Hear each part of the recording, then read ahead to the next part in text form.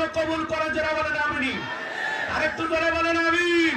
আমরা ইসলামের জন্য কাজ করতে রাজি আছি তো ইনশাআল্লাহ।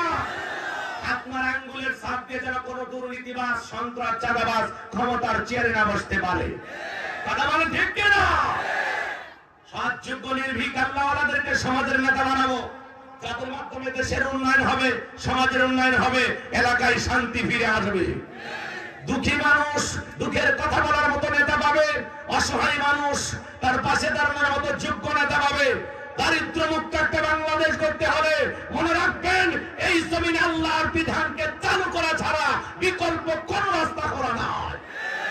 শোনেন, যাকাত ভিত্তিক অর্থনীতি চালু করে আলেমদের কাজে দায়িত্ব দেওয়া লাগবে। আলেমেরা কেউ দুর্নীতিবাজ নয়। আজ পর্যন্ত এই বাংলাদেশের কোন আলেম দেশের টাকা বিদেশে পাচার করে নাই। এদেশের কোন আলেমের বাড়ি বিদেশে না। আমরা মালও দেশি, অরিজিনাল দেশি মাল। কথা বল। আলেমেরা দেশি মাল। শোনেন না, কষ্ট হচ্ছে নাকি আপনাদের? কষ্ট হচ্ছে? বললে মানে নেন। শোনেন না, একটা কথা বলতেছে, শোনেন। আলেমদের কাঁধে দায়িত্ব দিলে আলেমেরা কি করবে জানেন?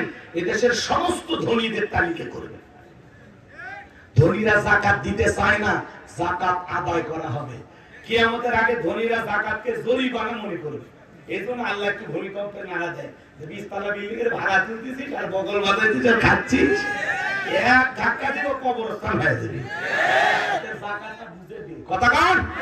আমি ধনী মানুষ, যাকাতের 1 কোটি টাকা কোনো মতে 5-10 লাখ টাকা যাকাত দিয়ে নিজের 90 লাখ নিজে মেরে খায়। তিনি ধনী মানুষ, যাকাত আসছে 10 লাখ টাকা, কোনো মতে 2-3 লাখ টাকা যাকাত দিয়া নিজের 6 লাখ নিজেই মেরে খায়। কথা বলে।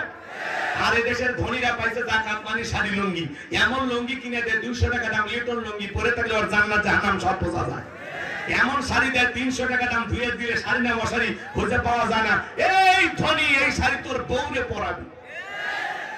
পারবি পারবি। আর বউয়ের কাছে 300 টাকা দামের শাড়ি নিয়ে গেলে কি করবি? লাগতে মেরে 6 তলা থেকে নিতে পারলে দিবি। দাদা রাস্কেল, তুমি যাকাতের শাড়ি আমারে দিচ্ছ 6 লক্ষ টাকা আহম্মক। অথচ যা দেখেন ওই ধনী যা বিয়ে করছে, হয়তো ওর বাপ একেবারে গরিব, সেই ফ্যামিলি থেকে তুলে 6 তলা দিয়েছে। কিন্তু এখন ধনীর সাথে মিশে মিশে একটা ভাব বেড়ে গেছে। কথা কি বলছে? ধনীরা পাইছে যাকাত মানে শাড়ি লুঙ্গি। আসলে যাকাত মানে শাড়ি লুঙ্গি না। হযরত ওমর ফারুক দেখে বলেন, যাকাতের অর্থ তোমরা এমন ভাবে দাও যাতে ওই ব্যক্তি যাকাতের জন্য আর কারো দুয়ারে হাত না পাতে। এই ছেলের বেকার বসে আছে, ওরে যাকাতের 1-1.5 লাখ টাকা দিয়ে নতুন বাজার একটা ছোটখাটো দোকান ধরায় দেন। আল্লাহ চাইলে 5-7 বছর ব্যবসা করিয়া ওই ছেলে নিজে ভবিষ্যতে যাকাত দেবে। এই ছেলেটা বেকার বসে আছে, ওরে যাকাতের 1-1.5 লাখ টাকা দিয়ে একটা অটো ভ্যান, নসিবন করিমন একটা অটো ভ্যান কিনে দেন। আল্লাহ চাইলে ওই রিক্সা ভ্যান চালায় দৈনিক 500-700 টাকা ইনকাম হলো, ছেলেটার বেকার থাকলো না। কথা বলেন। বিধবা অসহায় নারী আছে, শাড়ি দিয়ে কিলা সিলে মেশিন কিনে দেন, 2টা ছাগলের বাচ্চা কিনে দেন, 2টা গাভী গরু কিনে দেন, এগুলো লালন পালন করে ভাগ্যের চাকা ঘোরাবে। কথা বলেন ঠিক কিনা? যাকাতের টাকা দিয়ে মানুষের কর্মস্থানের ব্যবস্থা করে দিতে হবে। কার কি সমস্যা আগে শুনতে হবে। আপনি 500 টাকা 1000 টাকা করে দিয়ে পুরো এলাকায় যাকাত পৌঁছান কেন রে ভাই? আপনি আজ একজনকে দেন। আর ধনীর বাড়িতে যাকাত দেওয়ার জন্য গরিব লাইন দেবে না, ধনী গরিব খুঁজে যাকাত দিয়ে আসবে।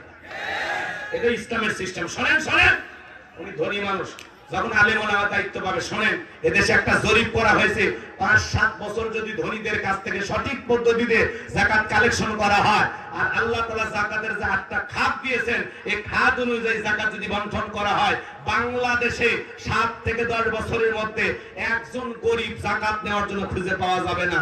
আল্লাহু আকবার বলেন। ইনি ধনী মানুষ। বলেন তো আপনার ব্যাংকের অ্যাকাউন্টে কত টাকা আছে, বইয়ের অ্যাকাউন্টে কত, গোপন সিন্ধুকে কত, সাদা কত, কালা কত, গোপন জায়গায় লুকিয়ে রাখছেন কত। আপনার যাকাত আছে 2,75,72,500 টাকা। ধনী যাকাত দেবে না, যাকাত আদায় করা হবে। 2 মিনিট একটা ঘটনা বলি। আল্লাহ নবী মুসা আলাইহিস সালামের নাম শুনছেন না? মুসা নবী যা বলতেছে, কারণ তোরে যাকাত দিতে হবে। কারণ ডেকে বলে, আমি যাকাত দিতে পারবো না। পয়গম্বর মুসা আলাইহিস সালাম ডেকে বলে, যাকাত না দিলে যাকাত আদায় করা হবে। আল্লাহু আকবার বল। যেই নবী রেগে গেলে মাথার টুপি বের করে চুল খাড়া হয়ে যায়, আজরাইলকে পর্যন্ত থাপ্পড় মারে, সেই পয়গম্বরের রাগ কম না বেশি? এক ঘুষিতে ফিরাউনের এক কীর্তিক বিদায় করে দিয়েছে। আল্লাহু আকবার বল। এইবার নবী মুসা ডেকে বলে, কারণ রে যাকাত না দিলে যাকাত আদায় করা হবে। এই কথা শোনার পরে চেহারার দিকে তাকাইয়া কারণ ডেকে বলে, পয়গম্বর রাগান্বিত হওয়ার দরকার নাই, কত টাকা যাকাত দিতে হবে আমাকে বলেন। পয়গম্বর ডেকে বলে, শতকরা 2.5% যাকাত দেওয়া লাগবে। এইবার কারণ ডেকে বলে, পয়গম্বর আমাকে একটু সময় দেন, হিসাব নিকাশ করে আপনাকে জানাবো। মুসা নবী চলে গেলেন, কারণ এইবার হিসাব নিকাশে বসে গেলেন। বাজান হিসাব নিকাশ করতে গিয়ে যা দেখে এত পরিমাণে যাকাতের টাকা আসছে, এই কারণ কেন এত সম্পদ দিয়েছিল, 70টা উট লাগতো চাবি বহন করতে।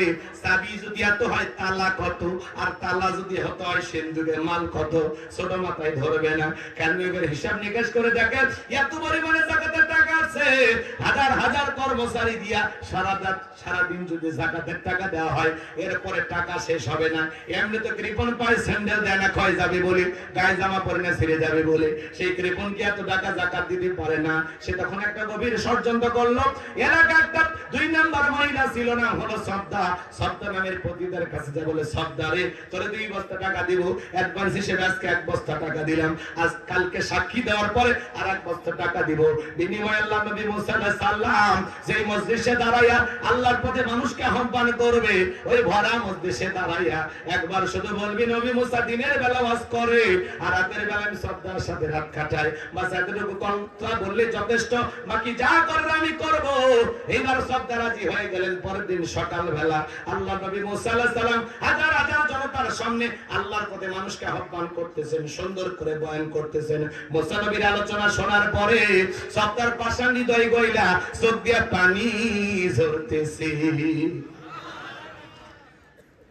এইবার কারণ ইশারা দিয়ে বলে, সবদা তাড়াতাড়ি দাঁড়াও, বলে আরেকটু শুনি।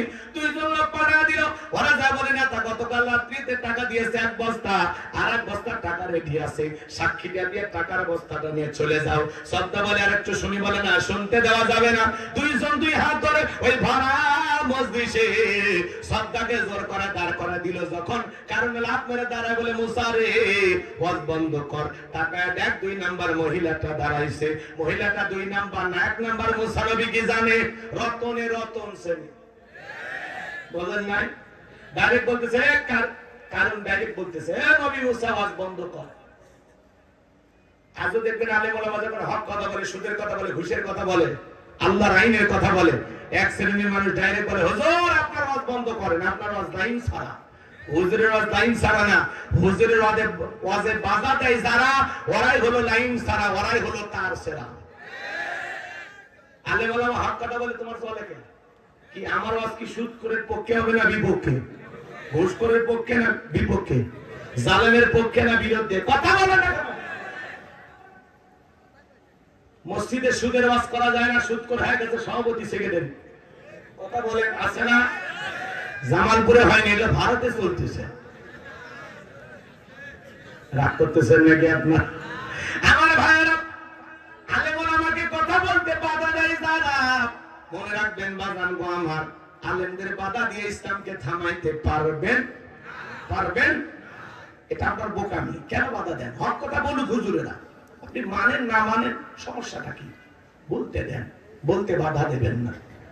কোরআনের কথা বলতে বাধা দেওয়া মানে এটা চরম বেয়াদবি। কথা কি বুঝতে পারতেছেন? আমার ভাইয়েরা, আমি যে কথা বলতে চাচ্ছিলাম বাজান, গভীর মনোযোগ দিয়ে কথাগুলো শুনে যান। এইবার 2 জন যখন সবটাকে জোর করে দাঁড় করা দিছে, কারণ লেপ মেরে দাঁড়া বলে মুসা ওয়াজ বন্ধ